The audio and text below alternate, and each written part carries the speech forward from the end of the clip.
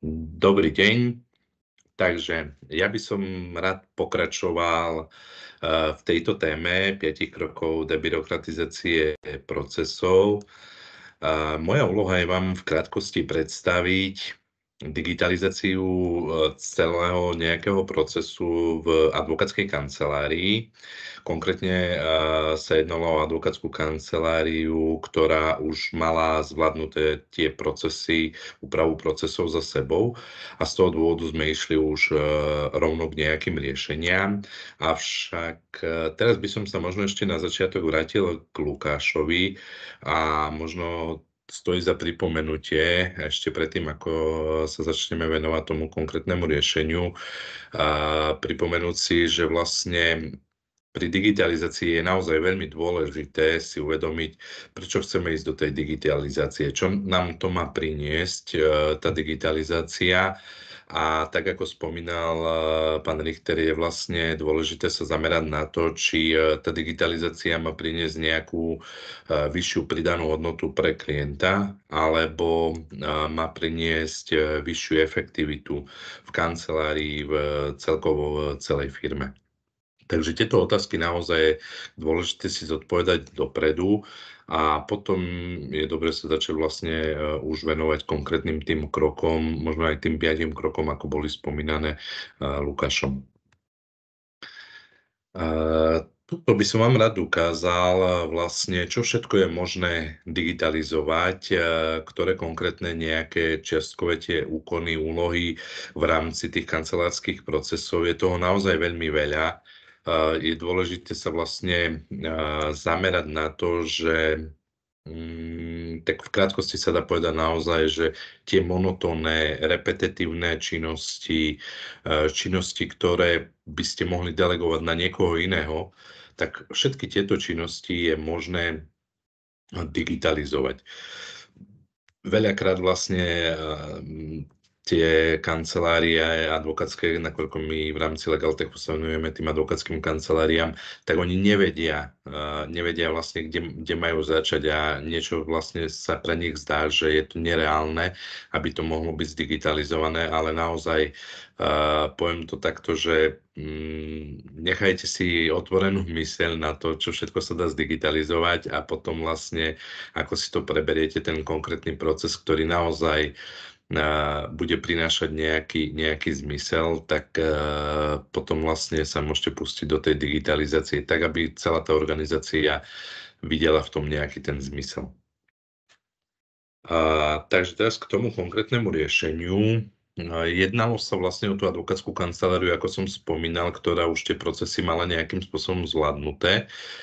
Tú úpravu tých procesov už tou úpravou vlastne si prešli a mali už konkrétne zadania, čo vlastne im vychádzalo z tej úpravy tých procesov. Čiže oni potrebovali upraviť, zdigitalizovať sledovanie tých úhrady faktúr, prepojiť účtovníctvo s platformami na správu spisov, nakoľko mali svoje vlastné legacy systémy na jednotlivé nejaké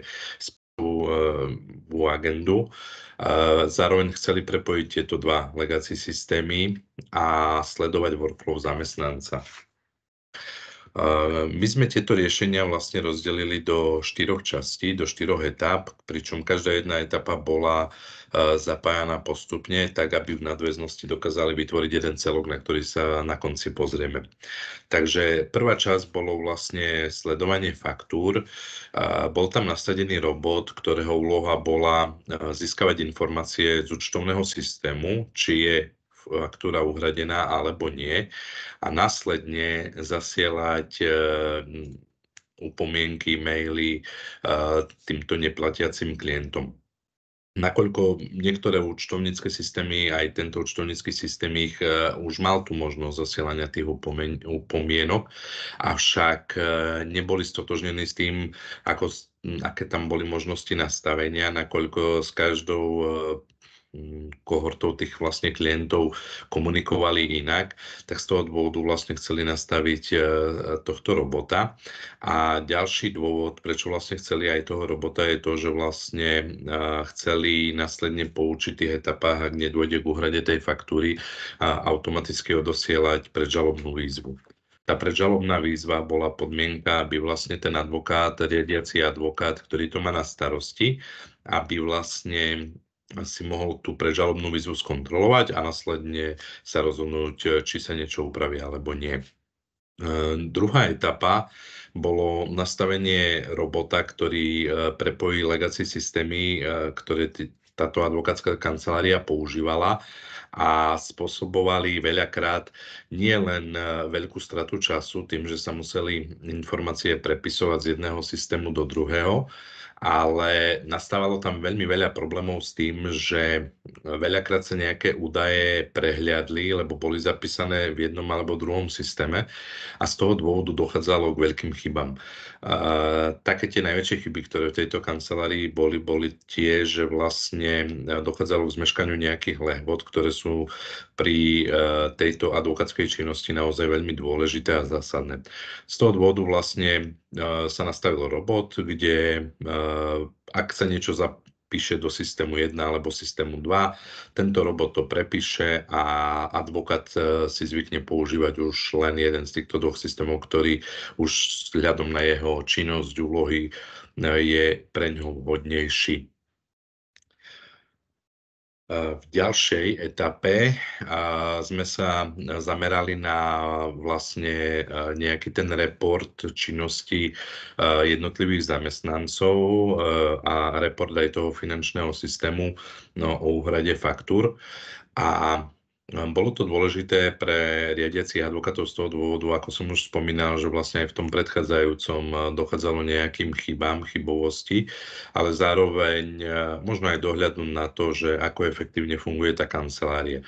Z toho dôvodu vlastne ten robot získava informácie z jedného alebo z druhého systému a tie informácie v tomto prípade advokátska kancelária si to nastavila na týždennej báze, zasiela týždenný report a na základe toho týždenného reportu tí advokáti už vedia, ako ďalej postupovať, ako nastaviť ďalší týždeň, prípadne mesiac a podobne.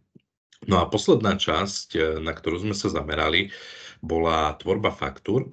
Tá tvorba faktúr možno sa zdá jednoduchá vec, ale v advokátskej kancelárii je to trošku zložitejšie, nakoľko voči niektorým klientom používajú napríklad hodinové sadzby, a voči iným klientom sa používajú sadzby na základe vyhlášky o odmenách a náhradách advokátov za poskytovanie vlastne tých právnych služieb, alebo napríklad na základe nejakej dohody medzi klientom a advokátom.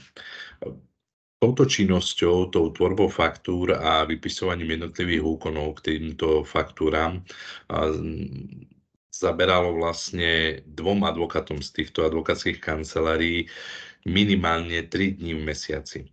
Je to naozaj príliš veľká strata času na to, aby sa venovali takéto otrockej činnosti. A tento robot vlastne absolútne jednoducho získava informácie z týchto dvoch systémov, pripraví faktúry, pripraví úkony, ktoré vlastne tie advokátske kancelárie chcú vidieť, respektíve tí klienti, ale aj ten advokát si to vie odkontrolovať, či je to správne na základe tých úkonov a následne sa to dosiela do ich finančného systému, alebo v niektorých prípadoch nám bolo povedané, že vlastne voči určitým paušalistom môžu ísť niektoré faktúry automaticky do toho finančného systému, ktorý oni používali. Takže nakoniec celé to riešenie vyzerá takto. Je naozaj veľmi dôležité si všimnúť, že tá ľudská činnosť je vpravo hore a vľavo dole. Všetko ostatné vlastne už prevzali tí jednotliví roboti, o ktorých som už rozprával. Všetky tie monotónne otrocké činnosti, ktoré vlastne advokáti nemusia robiť a naozaj je to len byrokracia, tak všetky vlastne tieto činnosti boli prebrané týmito robotmi. Ušetrilo sa príliš veľa času na to, aby vlastne táto advokátska kancelária mohla rozšíriť svoju aj databázu klientov, navýšiť svoje zisky a podobne. A zároveň možno napriek tomu, že majú teraz aj viacej klientov a napriek tomu sa môžu venovať ešte viacej svojim nejakým tým ďalším činnostiam, o ktorých vlastne aj rozprával Lukáš Richter, čo všetko sa dá nahradiť vlastne, ak sa nahradí tá byrokracia, čo všetko to vie priniesť. Takže to je len v krátkosti jeden príklad toho, ako je možné využiť digitalizáciu jednotlivých procesov. Treba mať na pamäti to, že vlastne v dnešnej dobe už sa nejedná len o digitalizáciu nejakých jednotlivých kúskových činností, ale naozaj je možné zdigitalizovať celý proces. A to je veľmi dôležité, lebo vlastne je dôležité aj to, aby bol ten proces správne nastavený. Nemá zmysel digitalizovať procesy, ktoré vlastne nebudú dobre nastavené. Tak z mojej strany všetko a teším sa, že sa uvidíme s niektorými z vás aj na osobnom stretnutí. Ďakujem veľmi pekne. Dovidenia.